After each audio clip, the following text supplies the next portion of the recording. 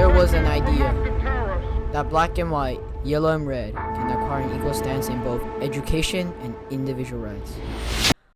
But that was simply a delusional thought waiting to be fulfilled by the people of Mississippi.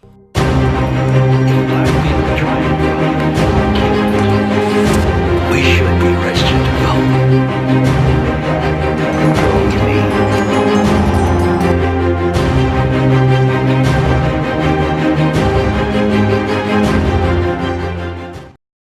We begin in June 21st, 1964 in Mississippi. Chaos filled the street as many activists gathered from all of the country and began their project against the discrimination of minorities. This project was met with violence. Many people were beaten, killed, and went missing.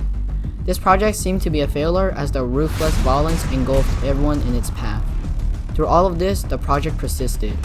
But were they able to achieve it with all the blockades?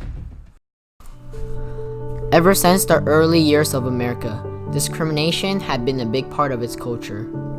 It mostly derived from the idea in slavery that people of black skin color were of lesser being. This idea continued to plague America even after slavery was abolished. Slowly though, the African Americans received their voting rights, which in theory would give them a voice in the country. But still, the establishment was yet overcome by discriminative practices and thus seriously devalued the accomplishment. Over time, many people recognized this wrongness of this segregation and started fighting against discrimination, even if it meant risking their own lives. Unfortunately, these people were not able to make a very life-impacting change, up until the 1960s. It was a time when people of all races stood up together to fight for a common goal, to change the illusion that you can evaluate a person based on their skin color. Some of these well-known activists include Martin Luther King Jr. and Malcolm X. As the fight for freedom slowly spreads through the country, Mississippi began its own campaign against the discrimination and voting rights. And this is known as the Freedom Summer Project. The Freedom Summer Project was a successful attempt at freedom, made possible only by the combined influence of blacks and whites. Despite the oppositions, tragedies, and suppressions, it has proven itself to be the rightful speaker of its people. It led America triumphantly into establishing a true, literate country. There were three things the Freedom Summer Project was hoping to achieve. The first goal was to register African Americans to vote. Due to the intimidation from white before the project, less than 7% of African Americans were registered to vote. Their second goal was to establish schools to educate mainly African Americans, so that it can provide them with the same educational status as everyone else. Their third goal is to be part of the American Democratic Party. By doing so, they can acquire representation of Mississippi in political choice making.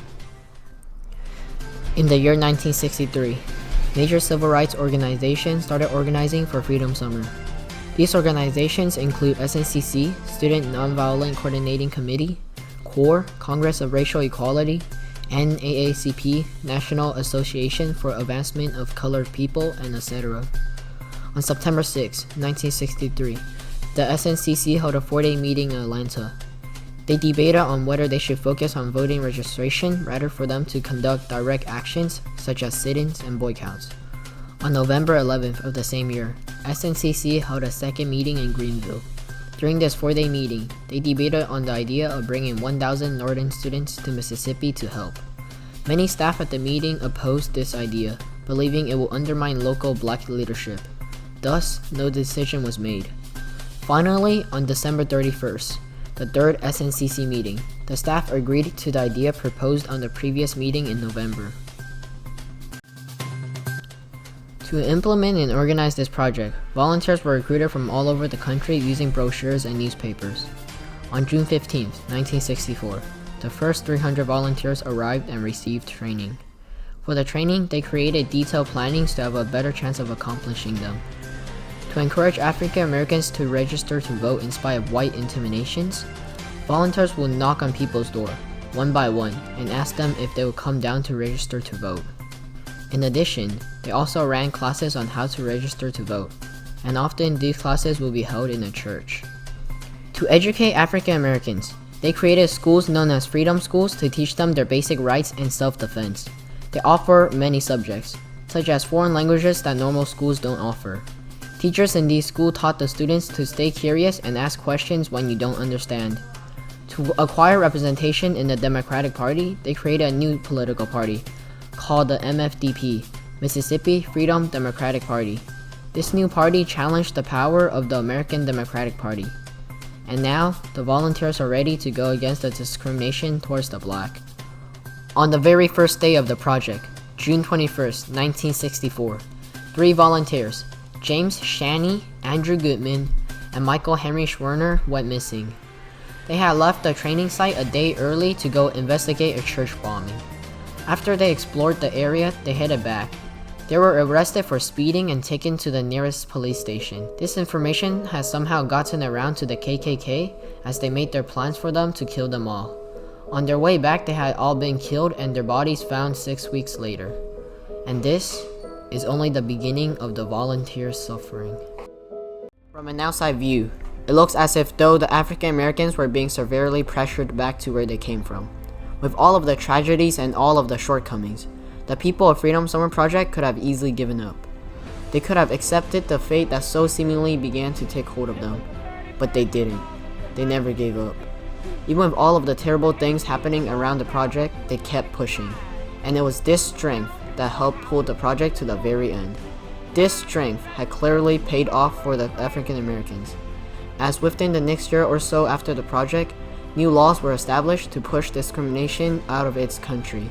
This enactment was very important to the people of the Freedom Summer Project because it had fulfilled one of their goals that they attempted to accomplish in the project.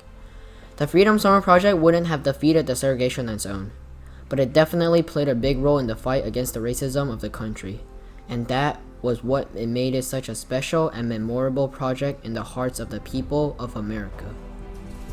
The project felt special to them in a way because of all the risky actions taken to move forward the project. Though the risk, they kept on going no matter what. This was shown after the 3 men were reported missing on June 21st. This was the project's first dose of reality, and it hit hard. It showed what a real risk they were putting themselves in by participating. This event made people feel threatened and scared. It would have definitely discouraged a huge portion of people, but still, it didn't. Even with this huge risk factor, they managed to break through the layers of intimidation and work to help pursue their goals. This was what differentiated this group of people from others. Without all of their help, our country would look very different than what it is today. There wouldn't be the same equality for all that we would take for granted. People would be separated from each other by race in restaurants, schools, and many other places.